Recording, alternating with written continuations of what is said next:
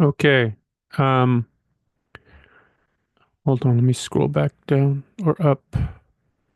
All right, so this video is going to introduce a new series, um, basically of readings that I'm going to do, and I'm calling it the Quasi Nietzsche Scholar. I think that if you follow this program, or after I follow this program, which is not a given that I'll complete, but I'm going to attempt it. I think you'll be pretty informed as far as Nietzsche goes, and yeah, much more informed than um most people who take an interest in Nietzsche. Um, it won't make you quite a scholar, but like I said, it's a quasi scholar. Okay, so I made a syllabus or a reading list. Um, I don't have the non uh I don't have the first books the that I'll show you here, and then I mean I have them, but I don't have them here for the video. Um, anyway, so let's get started. There's going to be a total of 28 texts, um, and some of those we're not going to read all the way through. So yeah, it's not as daunting as you might think. So let's get started here. I said that already. We're starting with mythology. So if you want to know Nietzsche, you have to know Greek mythology. Um, especially like Dionysus.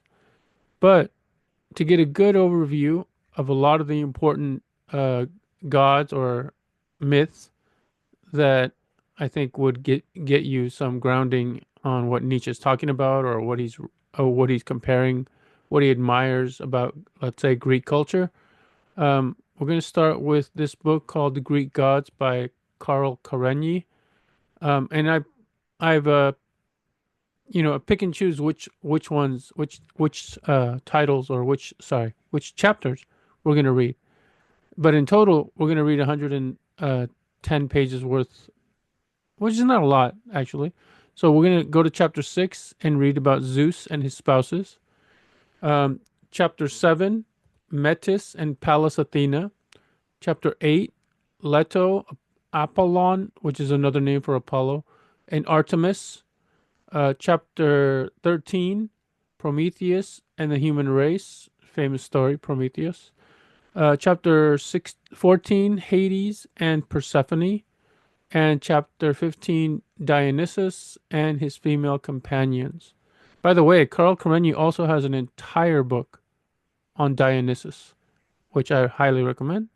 But for our purposes, for the Nietzsche scholar, I think it's enough if we just do this. Okay, next.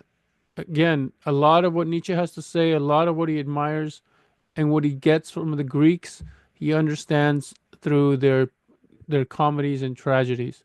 So we have to also know, at least have a pretty good familiarity with those tragedies, or at least the important ones, to understand what Nietzsche is reacting to and to see whether we agree or disagree with Nietzsche. But okay, so we're going to Greek tragedies by Aeschylus, Sophocles, and Euripides. And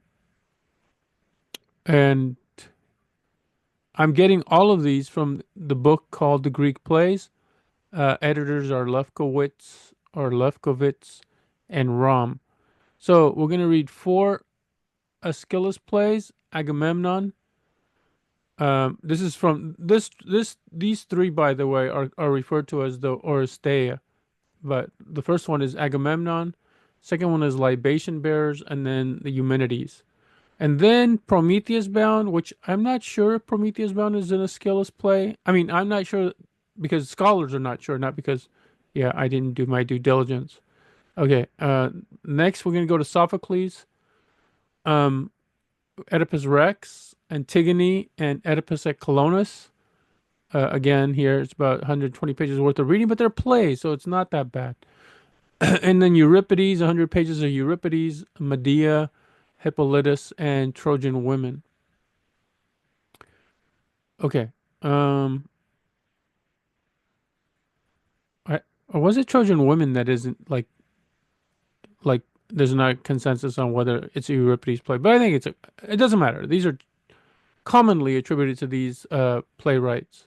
Okay, so this is our preliminary work on the Greek myths, on the Greek plays that is going to allow us to now like have a some understanding of what Nietzsche is talking about and what he's commenting on and what qualities and values he admires, and also on what yeah, on his take on like on values and morality. Okay, so we're going to start with the birth of tragedy. uh I have this book right here. This is the birth of tragedy. This is a Whiteside translation. This is the Penguin Classics edition, as you can see. Okay, I'll put it aside. The next book we're going to do is Untimely Meditations. I have it right here. This is a Hollingdale translation. Hollingdale is a very good translator of Nietzsche.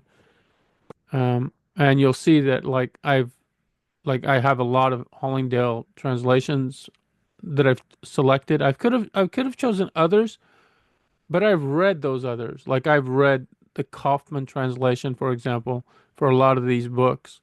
And so I have the Hollingdale, so I figured I might as well read the Hollingdale finally. Um, and it's a good like yeah, and Hollingdale's a good translator. So okay, next after the old Untimely Meditations, I have Human All Too Human, um, Hollingdale translation. After Human All Too Human, there's these two that are translated by I don't know if it's Con or Cone. I have them on Kindle. Uh, I got them from the internet and I just like yeah, I made a PDF and then I sent it to my Kindle. So it's Miscellaneous Maxims and Opinions, and then also translated by Cone is the Wanderer and His Shadow. Maybe it's Con. It looks like Con, but it could be Cone. Cone sounds kind of weird. Maybe Con. Let's call him Con. Okay, the Wanderer and His Shadow. So I have those two. They're on my Kindle. There's no sense in showing them to you. It's early. Uh, okay, then we go to Daybreak. Um, Another Hollingdale translation. I have these Cambridge editions. These are good translations. They generally put out good Nietzsche stuff. The Stanford University has also put out a series of like his opus. Anyway, so Nietzsche here, Daybreak. We're gonna do this one, Hollingdale translation. But now when we go to the gay science, we're gonna do the knockoff and Del Caro uh translation. It's this one right here. I read the gay science with the Kaufman translation. I like the Kaufman translation, but again, I'm just switching up authors because or translators because yeah, I have the books. I might as well read what I have here. Okay. Next, Thus Spoke Zarathustra. I have the Hollingdale translation here in Penguin's Classics. Um, then we go to Beyond Good and Evil, Hollingdale translation.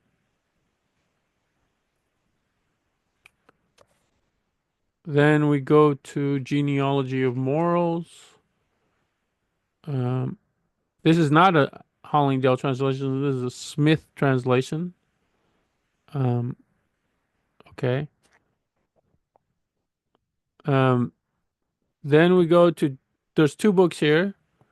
You could see The Twilight of the Idols or Twilight of the Idols, Hollingdale translation, and The Antichrist, Hollingdale translation. I read The Antichrist in the Portable Nietzsche Reader, which Kaufman put out. So I read that one. Yeah, I read basically most of my Nietzsche readings have been through Kaufman. I've read some Hollingdale, and so now I'm like, yeah, I'm catching up with like my Hollingdale translations. Ecce, I think it's Ecce Homo, Ecce Homo. I want to say Ecce Homo. This is the Duncan Large translation. Um, yeah, Duncan Large. And this is from the Oxford World's Classic Series. Uh, yeah. Okay, and then finally his posthumous work, A Will to Power. Uh, okay. This is the Kaufman and Hollingdale translation. This is the one I read actually. And then I have three. I could have put five on here, which I might like recommend two more after this. Um, the first one is The Mask of the Enlightenment, Nietzsche's Zarathustra by Rosen. Um, really good commentary and really good take on on Zarathustra, or Thus Spoke Zarathustra, as as the full name is. Okay, so Rosen here, uh, Stanley Rosen. He has another book in which he has like a chapter or two dedicated to Nietzsche, which is one of the books I might recommend for like a commentary or secondary source. Then Nietzsche's Epic Soul, another commentary on Zarathustra by T.K. Sung. T.K. Sung is very good. He has a another book related to Nietzsche. I forget the title of it. I have it on Kindle, but I really want to get a physical copy. But I can't justify shelling out more than like $10 for a book I already have on Kindle. Maybe like if I become a little wealthier, if you guys send me some money, how's that? I'm just kidding. There's no way for you to send me any money. Okay, and then finally, an excellent little find that I like. Yeah, I just happened upon. I don't know how I like. I don't know. I don't even remember how. Yeah, this was recommended to me, but excellent. A commentary on Nietzsche's Ecce Homo by Steinbuch. Uh, I immediately searched for other books by Steinbuch, but I couldn't find any. So, but this is a gem. If you're into Nietzsche, I highly recommend this book. I don't know what I paid for it. It wasn't that much. I think I got a decent deal on it. Okay, and that's it. Now, let me as I have to get up my soapbox about something. Let's start with what I want to talk about Nietzsche. Like everybody knows that Nietzsche is highly controversial philosopher. He's been associated with like the Nazis and Hitler, and then of course he was a big fan of Wagner, and Wagner was like a Nazi supporter. And his sister, Nietzsche's sister, Elizabeth Forster, she married Forster. She's also like pro-Nazi, and yeah. And because Nietzsche writes in aphorisms, like his style is mostly aphoristic style, and it's not only aphoristic style. The problem is like when you read Nietzsche, like you'll let's say you're reading something he's talking about women or like Christian morality or resentment, his notion of resentment or his idea of the eternal recurrence, whatever, right? He'll say you might read something in The Birth of Tragedy, and then you might think, oh, okay, I have, I pretty much understand what Nietzsche's saying on this topic, but you don't. Not only would that one aphorism most likely not like give you a good understanding of Nietzsche's thought on that topic, you probably need to read that whole book before you come to that assessment. And not only that, you probably need to read his corpus because his thoughts are scattered throughout his books. His thoughts on a given topic are scattered throughout his books. There's not a book you're going to pick up where it's going to cover all his thoughts on, let's say, resentment, or all his thoughts on the eternal recurrence, or all his thoughts on certain virtues like pity. You're not going to get that from Nietzsche. You really to get a like to have a chance of being accurate, you have to do all the readings. You have to go through all of this. And then you're like, oh, okay. In Birth of Tragedy, he says this. But if we read what he says in All Too Human, we have a little bit like a more nuanced take on it. And then what he says in The Gay Science, like, okay, we have to rethink something now. because it doesn't cohere with what he said in the genealogy of morals. And then like that's the idea. You have to read Nietzsche's corpus to get a a handle for the most part, not all things, on what he's talking about and what he's saying and what he means, let's say. Um, but if you don't, you're going to succumb to what everybody succumbs to. You're just going to read a few aphorisms and you're going to walk away thinking you understand Nietzsche when you probably don't. Um, so and yeah, and and the fact that one, he's a philosopher. Two, his aphoristic style lends uh to like yeah to other people appropriating his words to suit their purposes. This happened to Wittgenstein too, because he also wrote in an aphoristic style. And so there's just writing like that allows for people to like, cherry pick some of your words and ultimately misrepresent you. And so yeah, it's no accident that Nietzsche is one of the most controversial, most misunderstood, and most like yeah, uh, I think yeah, misunderstood philosophers. Uh, I don't think he was against women. I don't think he was against the Jews. I don't think he was, well, he wasn't too fond of Christian morality, but anyway, it's a whole story in his genealogy that it's worth reading and try to understand a little bit better than just thinking he hated Christian morality or he thought God was dead. Like, no, like that's not what he was saying, right? So anyway, so that's it. So this is the project. I'm gonna ramble more if I keep going. Like I said, I might recommend two more books. One of them is by Rosen. The other one is actually by maybe not by T.K. Sung, but T.K. Sung's book also could go on there. His second book, which I don't remember the name of. Okay, that's it. So if you're into Nietzsche, oh, by the way, like, so I started this philosophy channel to like get back into doing like philosophy. If you don't know, I have a BA in philosophy. I got my BA at UCLA where I did very well. Like I could have gone on to a PhD program, a good PhD program, but I simply just burnt out on philosophy. And so yeah, and I knew at the time that like I didn't want to do philosophy all the time. I didn't want to do it for a living in the sense that like I'm gonna have to devote a lot of time to philosophy where I just like I didn't feel like I could do that. And I think I was right. Like maybe if I push came to shove, I forced myself to work at it, I could have done it, but I just saw misery ahead of me.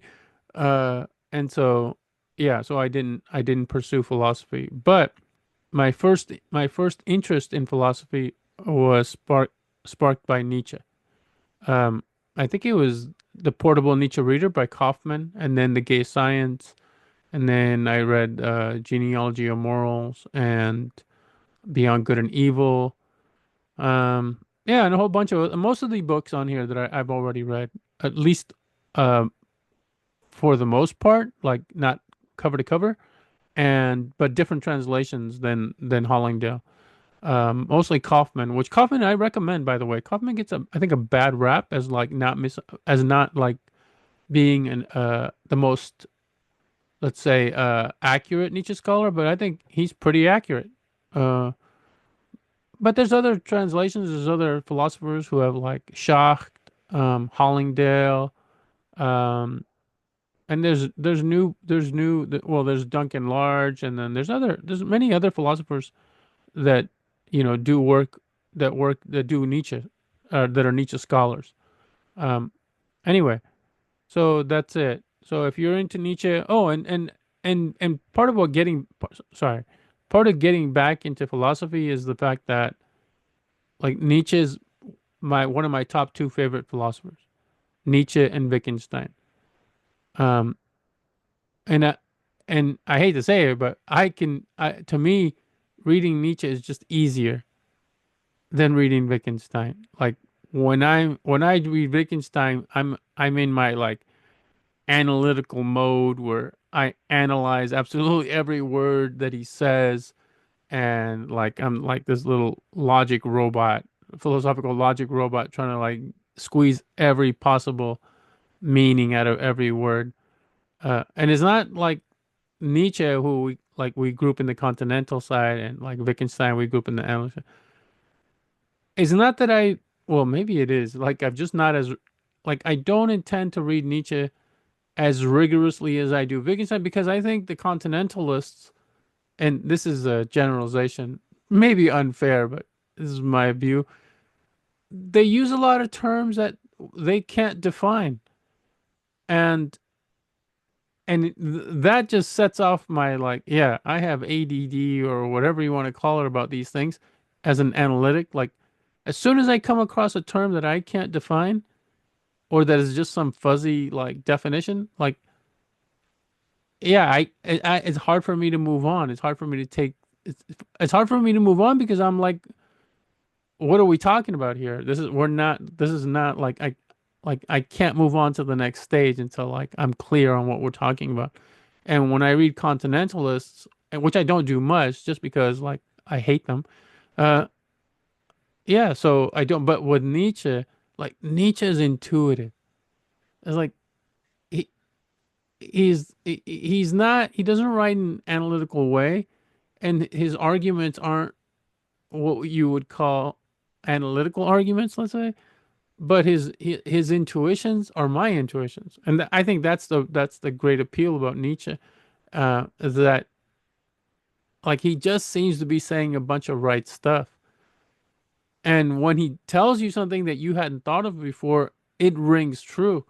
And so reading Nietzsche is like, but you have to be careful because that's a trap, right? You can just like, oh yeah, I agree. This guy says what I think. This guy says what I'm thinking. So like, he must be right. Like, you know, it's a confirmation bias almost, right? So you have to be careful about that. And I am, but I still enjoy reading Nietzsche. And the fact that he's also like a great writer, like beautiful prose. Like, and that's not even, and we're not even reading the German, we're reading the English translation. It's still beautiful prose. So yeah.